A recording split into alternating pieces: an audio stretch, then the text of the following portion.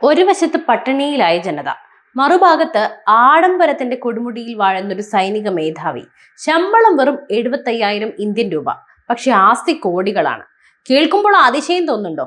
പാകിസ്ഥാൻ എന്ന തകർന്നടിയുന്ന രാജ്യത്തെ ജനറൽ അസീം മുനീറിന്റെ ജീവിതം കണ്ടാൽ ഏതൊരാളും അന്തം വിട്ടുപോകും. ഒരു രാജ്യം മുഴുവൻ കടക്കെണിയിൽ മുങ്ങി നിൽക്കുമ്പോഴും അവിടുത്തെ സൈനിക മേധാവിക്ക് ലഭിക്കുന്ന ആനുകൂല്യങ്ങൾ കേട്ടാൽ നിങ്ങൾ ഞെട്ടും. ഭാരതത്തിന്റെ സൈനിക കരുത്തിനോട് മുട്ടി നിൽക്കാൻ നോക്കുന്ന പാകിസ്ഥാന്റെ ഉള്ളിലെ ഈ കള്ളക്കളികൾ എന്തൊക്കെയാണ്?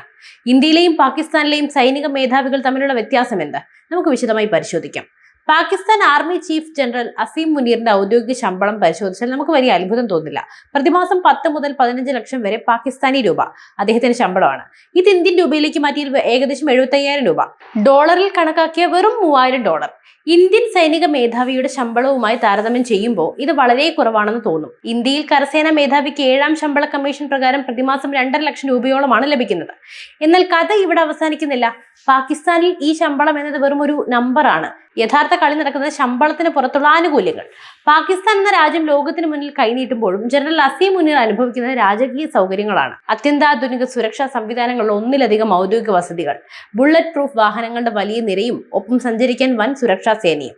ഇതാണ് പാകിസ്ഥാനിലെ ഏറ്റവും വലിയ തട്ടിപ്പ്. പാക് സൈന്യം വെറും ഒരു പ്രതിരോധ സേനയല്ല, അതൊരു ബിസിനസ് ഗ്രൂപ്പ് കൂടിയാണ്. വളം, സിമന്റ്, പഞ്ചസാര മുതൽ റിയൽ എസ്റ്റേറ്റ് വരെ സൈന്യത്തിന്റെ കീഴിലാണ്. ഇതിൽ നിന്നുള്ള ലാഭവിഹിതം ജനറൽമാരിലേക്കാണ് ഒഴുകുന്നത്. വിരമിക്കുമ്പോൾ പാക് സൈനിക മേധാവികൾക്ക് ലഭിക്കുന്നത് 100 കണക്കിന് ഏക്കർ കൃഷിഭൂമിയും നഗരങ്ങളിലെ വിലപിടിപ്പുള്ള പ്ലോട്ടുകളുമാണ്. അതായത് രാജ്യം ദാരിദ്ര്യത്തിലായാലും സൈനിക തലപ്പത്തുള്ളവർക്ക് ദാരിദ്ര്യം അറിയില്ല എന്ന് സാരം. ഇവിടെയാണ് ഭാരതീയർ അഭിമാനിക്കേണ്ടത്. ഇന്ത്യയിൽ സൈനിക മേധാവി എന്നത് രാജ്യത്തിന് വേണ്ടി സമർപ്പിക്കപ്പെട്ടൊരു പദവിയാണ്. നമ്മുടെ ജനറൽമാർക്ക് മറ്റ് ബിസിനസ് സംരംഭങ്ങളിലോ റിയൽ എസ്റ്റേറ്റിലോ മാഫിയകളിലോ പങ്കാളിത്തമല്ല.